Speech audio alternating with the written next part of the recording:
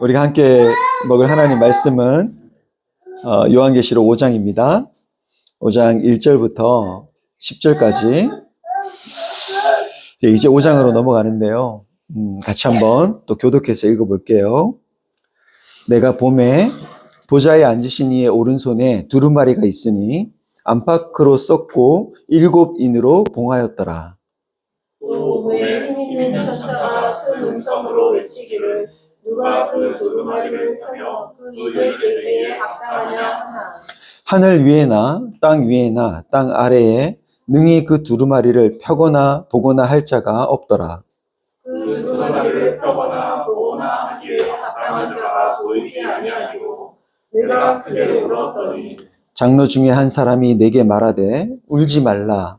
유대 지파의 사자 다윗의 뿌리가 이겼으니 그 두루마리와 그 7인을 떼시리라 하더라. 내가 또 보니 부자와 내 생물과 장로들 사이에 한 어린 양이 서 있는데 일찍이 죽임을 당한 것 같더라. 그에게 7불과 7눈이 있으니 이 눈들은 온 땅에 보내심을 받은 하나님의 7영이더라. 그 어린 양이 나와서 보좌에 앉으신 이의 오른손에서 두루마리를 취하시니라. 그 두루마리를 취하시되 내 생물과 24 장로들이 그 어린 양 앞에 엎드려 각각 검은고와 향이 가득한 금대접을 가졌으니 이 향은 성도들의 기도이다. 그들이 새 노래를 불러 이르되 두루마리를 가지시고 그 인봉을 떼기에 합당하시도다. 일찍이 죽임을 당하사 각 족속과 방언과 백성과 나라 가운데에서 사람들을 피로 사서 하나님께 드리시고 그들로 우리 하나님 앞에서 나라와 제사장들을 삼으셨으니 그들이 땅에서 왕노릇 하리로다 하더라. 아멘. 예배 오신 분들 환영합니다. 우리 서로 인사합시다. 우리 아이들과도 좀 인사하시고요. 네, 잘 오셨습니다. 반갑습니다. 네, 이쪽으로 앉으세요. 괜찮아요? 왜 이 앞쪽은 왜 다들 피하실까? 네, 뒤가 항상 편하죠. 그건 저도 압니다. 늘 뒷자리가 편하다는 걸 알아요. 네. 요한계시록을 계속 보면서 참 쉽지 않구나라는 생각을 합니다. 그럼에도 또 말씀을 또 알아가는 또 은혜가 있는 것 같습니다. 오늘은요, 죽임을 당하신 어린 양 예수라는 제목으로 하나님 말씀을 나누겠습니다. 우리가 믿는 하나님은 여러분 온 세상을 통치하는 분입니다. 우리가 계시록에서 본 그 보좌의 환상이 이것을 말해주죠. 그 보좌 가운데 그 보좌에 계신 하나님, 그분이 바로 통치하시는 온 세상을 다스리시는 분이심을 말해줍니다.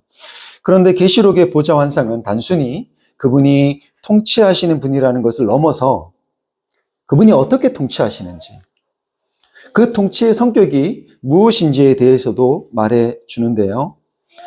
우리가 앞서 살펴봤던 것처럼 전능하신 그 하나님께서 자기 마음대로 판결하지 않으시고 자기 마음대로 행하지 않으시고 자기 백성과 맺은 그 약속, 바로 그 언약에 근거하여서 그분이 통치하시며 참되고 진실하게 판결하신다는 것입니다. 여러분, 우리가 지난 넉 달 동안 우리 광장과 일터와 가정과 학교에서 우리가 눈을 부릅뜨고 헌재를 지켜보면서 간절히 고대한 것이 무엇입니까? 국민과 약속한 그 법과 상식에 맞는 그 판결이 내려지기를 우리 모두가 고대했죠. 매일 아침마다 여러분 일어날 때마다 그날의 그 뉴스에 우리가 촉각을 곤두세우면서 모두가 염원하고 바랬던 것 아닙니까? 마찬가지로 참되고 진실한 하나님의 그 통치를 온 세상은 고대합니다. 하나님의 백성인 저와 여러분 뿐만 아니라 이 교회만이 아니라 모든 피조 세계가 그것을 고대한다는 것을 계시록 4장은 보여줍니다. 그 고대함이, 그 기다림이 어느 정도냐 하면요, 하나님의 보좌를 향하여 여러분, 모든 피조 세계를 상징하는 네 생물이 그 앞뒤에 가득한 눈들을 갖고 있어요. 근데 그 앞뒤에 가득한 그 눈들이 그 보좌를 향하여 그것을 지켜볼 정도입니다. 정말 그렇습니다. 세상은요, 지금도 인간의 욕심과 이기심, 그리고 힘 있는 자들의 폭력으로 인해 곳곳마다 전쟁과 분열과 대립으로 인해 고통받고 있습니다. 사람들만 고통받는 것이 아니라 자연계 전체가 신음하고 있습니다. 사랑과 공의로 다스리시는 하나님이 이 세상의 중심일 때, 그럴 때 이 세상은 아름답도록 창조되었습니다. 그러나 우리가 사는 세상은 하나님이 중심이 아니죠. 정치, 경제, 문화, 그 모든 영역에서 하나님이 중심이 아닙니다. 그렇기에 그분과의 이 관계가, 모든 영역에서 그분과의 관계가 깨어진 이 세상은 그 고통이 만연할 수밖에 없습니다. 그렇기에 우리가 아모스서에서 본 그 말씀처럼 오직 정의가 물같이 공의가 마르지 않는 강같이 흐르게 될 그 나라를 정말 모든 민족과 백성과 방언이 고대합니다.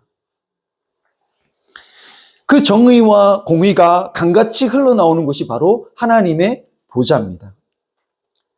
세상 그 누구와도 비교할 수 없는 힘과 권세를 가지신 그분이 자기 백성과 약속하신 그 법과 원칙에 근거하여서 정말 정의롭게, 공의롭게 판결하는 보좌입니다. 우리가 이것을 생각하면 정말 다행이라는 생각이 듭니다. 우리가 믿는 하나님이 그런 분이라는 사실에 정말 다행이라는 생각이 들면서도 또 한편으로는 두려운 마음이 듭니다. 왜냐하면 그분과의 약속으로 맺은 그 언약, 그 법과 원칙을 우리가 잘 지키지 못하기 때문입니다.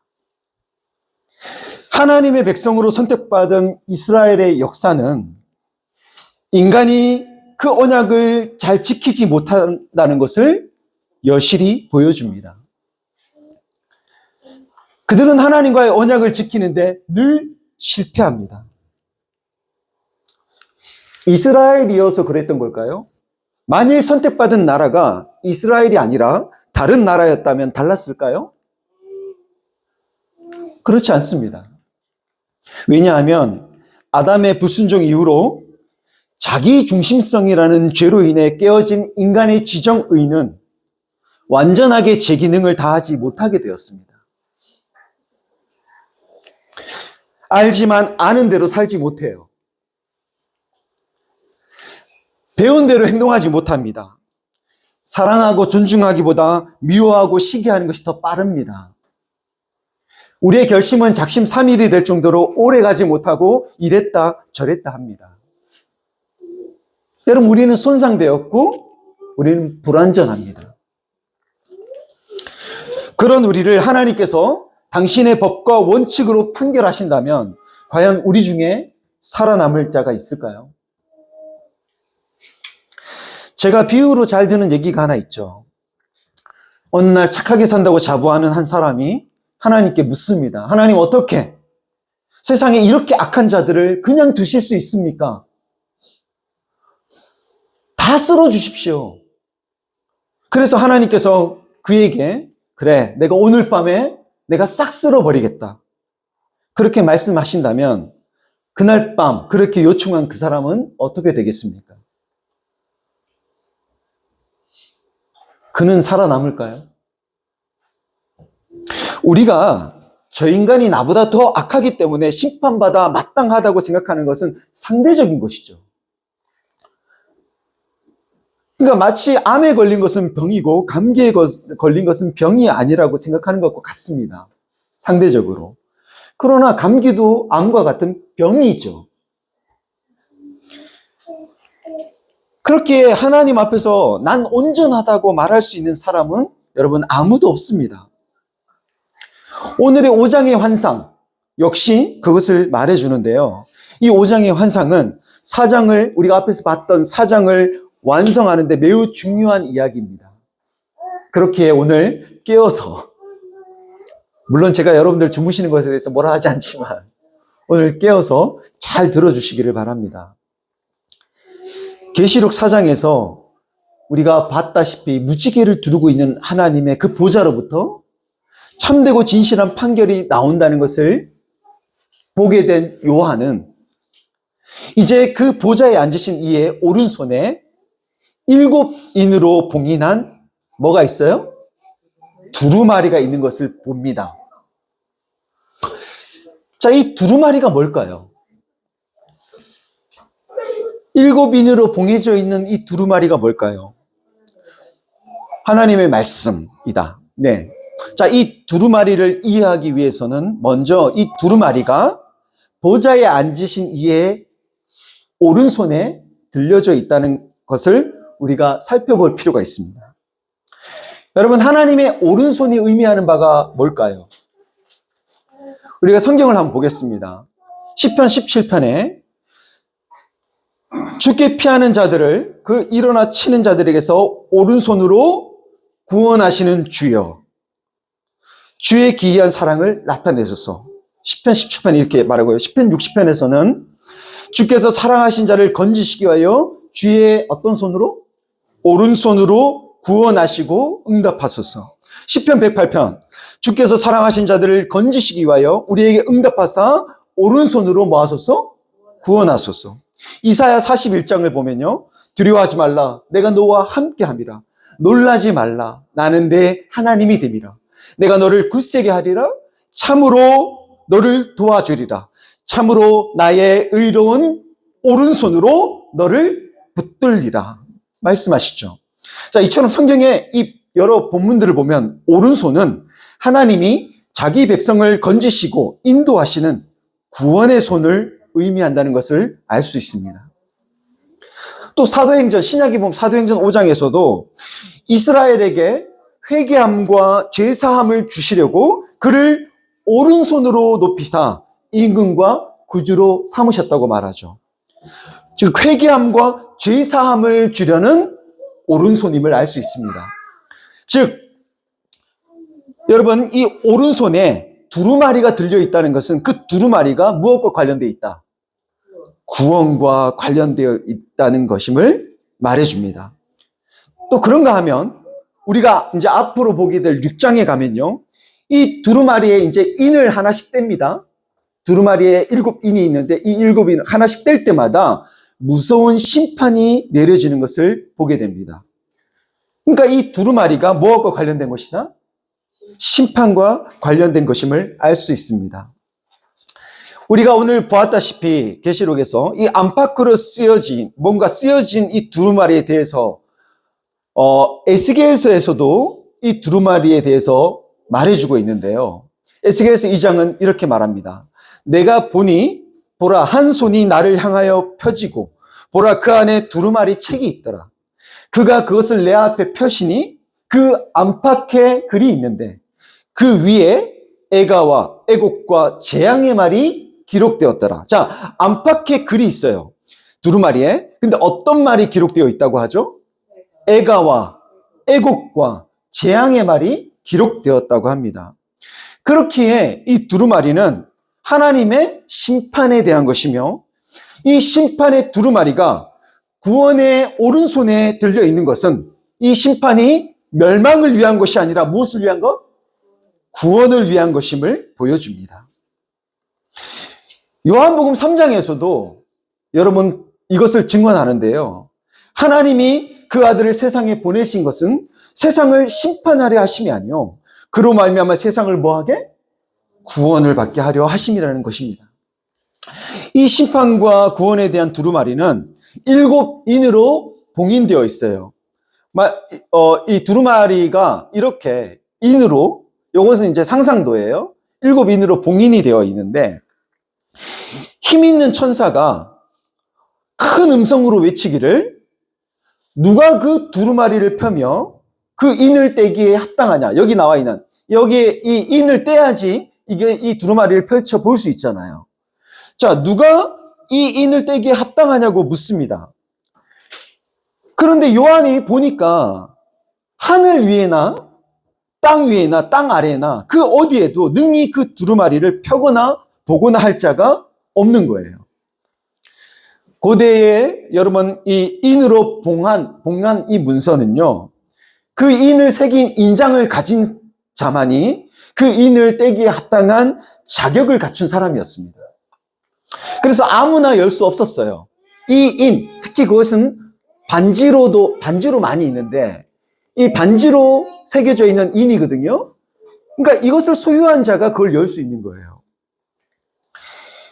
요한이 보니까 그것을 펴거나 보거나 하기에 그러니까 합당한 자가 보이지 않는 겁니다. 그래서 그가 어떻게 했다고 하죠? 크게 울었다고 합니다.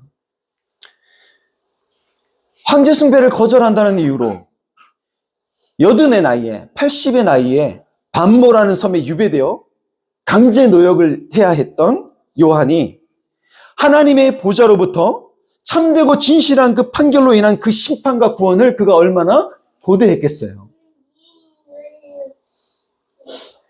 이 말도 안 되는 자기가 지금 이 일을 당하고 있는데, 이 고초를 당하고 있는데 그 하나님의 구원과 심판을 얼마나 고대했겠어요.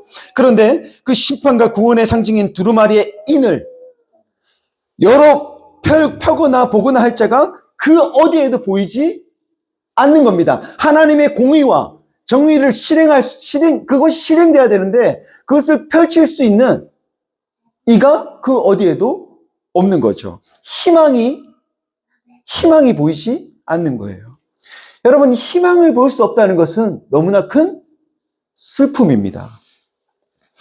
이번에 헌재에서 여러분, 아무도 판결하지 않을 것 같아 보였을 때 계속 이 판결이 계속 지연되는 것만 같고 결국 이러다가 아무런 선고도 내려지지 않는 거 아니야? 그래서 우리가 처음에 가졌던 희망과 그 기대, 당연히 이것은 그렇게 판결이 날 거야. 상식적인 그 판결이 날 거라고 당연히 희망과 기대를 가졌던 그 기대가 점점 우려와 한숨으로 바뀌어갈 때, 여러분, 제가 늘 이제 정확한 보도를 위해서 애쓰는 한 기자분을 알고 있는데, 제가 볼 때 그래요. 제가 볼 때 그 기자분 그런 분인 것 같아요. 장윤성 기자라고 있어요. 여러분 혹시 아실지 모르겠는데. 근데 이 기자분이, 굉장히 이성적이에요. 그리고 굉장히 침착한 분입니다. 그렇게 보도하던 이 기자가, 이것이 점점 더, 이 희망이 점점 사라져가는 것 같아 보이니까, 이분이 방송하다가요, 우는 거예요. 그냥 울어버려요. 희망을 볼 수 없다는 것이 너무나 큰 고통이고 슬픔입니다. 그러나 한번 생각해 보십시오. 이 두루마리를 열 수 있는 이가 아무도 없다는 것이 말이 안 됩니다. 왜요? 누가 계세요? 보좌에 앉으신 하나님이 계시잖아요. 그리고 그 두루마리가 누구의 손에 있습니까? 그 보좌에 앉으신 그분의 손에 있잖아요. 그럼 그분이 그것을 열기에 합당한 분 아니겠어요? 그것을 열기에 가장 합당한 분 그분 아니겠어요? 그분의 손에 두루마리가 있는데 왜 요한은 아무도 없다, 이것을 열 자가 아무도 없다면서 그는 울었을까요? 여러분, 하나님은 우리가 계속 기억해야 될 건 뭐냐? 하나님은 자기 백성과 맺은 그 약속, 언약에 근거하여 행하는 분이시라는 걸 기억해야 됩니다. 언약은 뭡니까? 언약. 이 약속은 뭡니까? 쌍방간에 맺는, 언약은 쌍방간에 맺는 약속입니다. 계약이라는 건요, 한쪽에서 도장을 찍는다고 성립되는 것이 아니죠. 양쪽 모두 서명할 때 비로소 계약은 성립됩니다. 하나님과 그의 백성인 우리는 언약을 맺었어요. 근데 하나님께서 약속을 지키시는 분이라는 거, 그건 너무나도 자명해요. 그러나 그 약속을 지킬 수 있는 합당한 사람이 이 땅에 그 어디에도 볼 수 없는 겁니다. 그 약속에 신실하게 반응할 수 있는 사람이 없는 거예요. 하늘 위에나 땅 위에나 땅 아래 그 어디에도 이 약속에 신실한 하나님처럼 약속에 신실한 사람이 없는 거죠. 요한은 인간의 불순종, 즉 약속 불이행으로 인해서 참되고 진실한 하나님의 통치로 인한 심판과 구원의 길이 닫혀 있다는 것. 이것이 너무나도 아프고 슬펐을 것입니다. 그래서 크게 울지 않았을까 싶어요. 아무것도 할 수 없는 인간의 그 실존에 너무나 가슴이 아픈 거죠.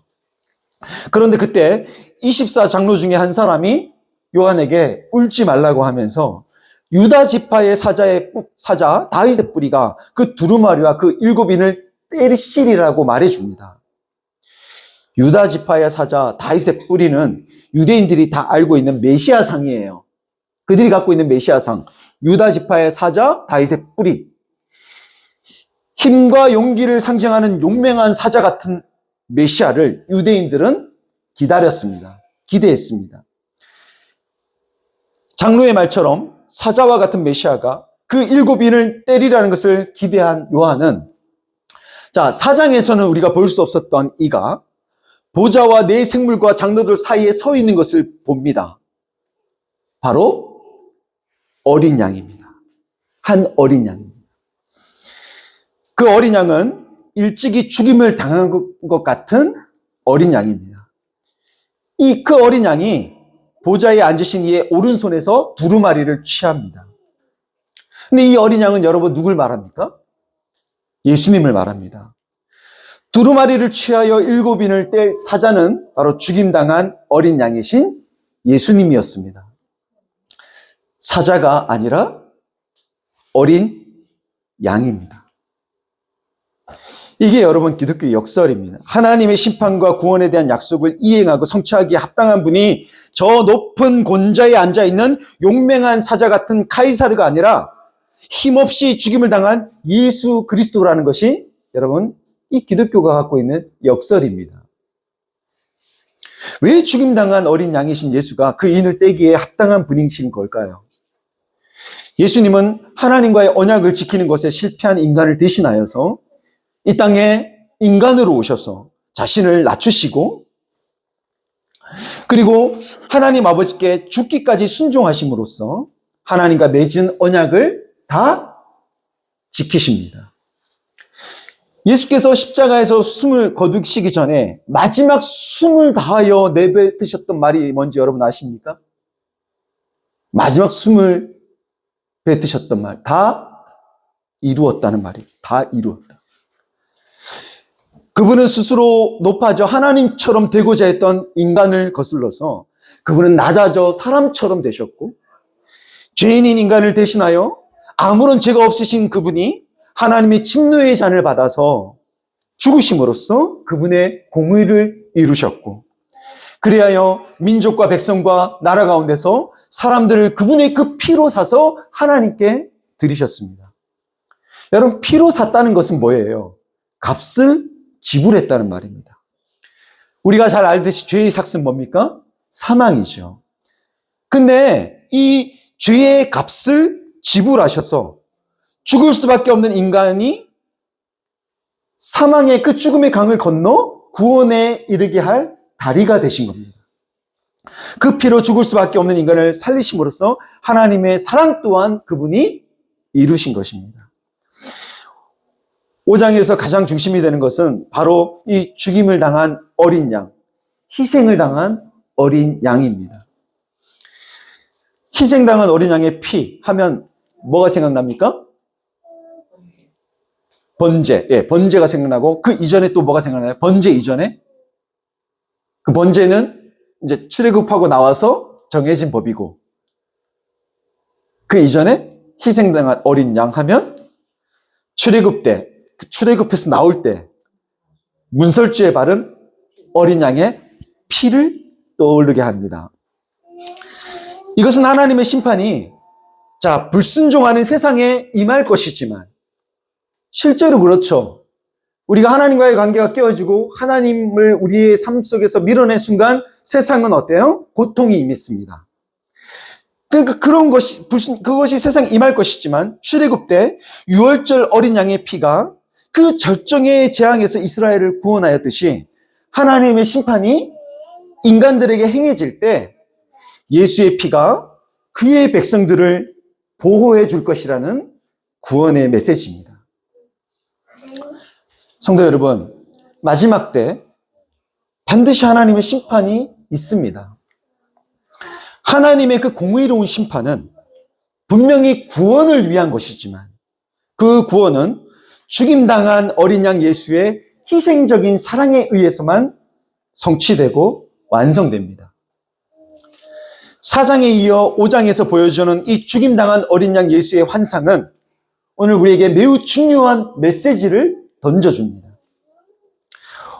옳고 그름에 대해 분명한 아주 공의로운 그 판결, 그것을 온 피조 세계가 고대하지만 옳고 그름으로만 판결한다면 그 앞에 설 자가 아무도 없습니다. 그 옳고 그름이 사랑에 기초하지 않으면 그 옳고 그름은 모두를 죽이는 칼이 됩니다. 교회에서 사람들을 가장 시험에 들게 하는 사람들이 어떤 사람들일까요? 믿음이 없는 사람이 아닙니다. 믿음이 아주 강하다고 자부하는 사람들입니다. 그들은 대개 약속과 규범을 잘 지키고요. 옳은 것을 지키는데 아주 열심인 사람들입니다. 옳고 그름이 명확한 사람들입니다. 지켜야 할 것을 지키지 않으면 판단하며 정죄하는 사람들입니다. 가장 대표적인 이들이 바리새인들이었죠. 그러나 그 옳고 그름보다 중요한 것은 그 옳고 그름이 어떤 인격에 기초해서 그 옳고 그름이 행해지는 것인가? 그것이 어떤 인격의 기초에 있는가? 그것이 중요합니다. 자기를 희생하여 살린 예수의 사랑, 이 사랑이 기초가 될 때라야 그 올바름은 사람을 죽이는 칼이 아니라 사람을 살리는 메스가 됩니다. 그 사랑은 하나님을 떠나 심판 아래에 있는 세상, 고통 중에 있는 세상을 멀찍이서 방관하지 않고 가장 큰 고통인 죽임을 당하심으로써 세상의 고통에 참여하신 사랑입니다. 그분이 이 고통을 방관하지 않으세요. 그렇다고 억지로 개입하지도 않으세요. 그냥 그분은 이 세상의 고통, 우리가 겪는 그 고통 한가운데로 들어오셔서 죽임을 당하시고 이 고통에 참여하신 사랑입니다. 그 사랑이 우리에게 찾아왔습니다. 그 사랑이 우리 안에 있습니다. 우리 안에 거하시며 우리의 아픔을 아시고 우리의 약함을 아시며 지금도 우리를 사망에서 구원으로 인도하십니다. 매일매일 우리는 그렇게 우리를 인도하시는 주님을 우리 안에서 만납니다. 그 사랑이 우리에게 있기에 세상을 향한 하나님의 그 심판과 고통 속에서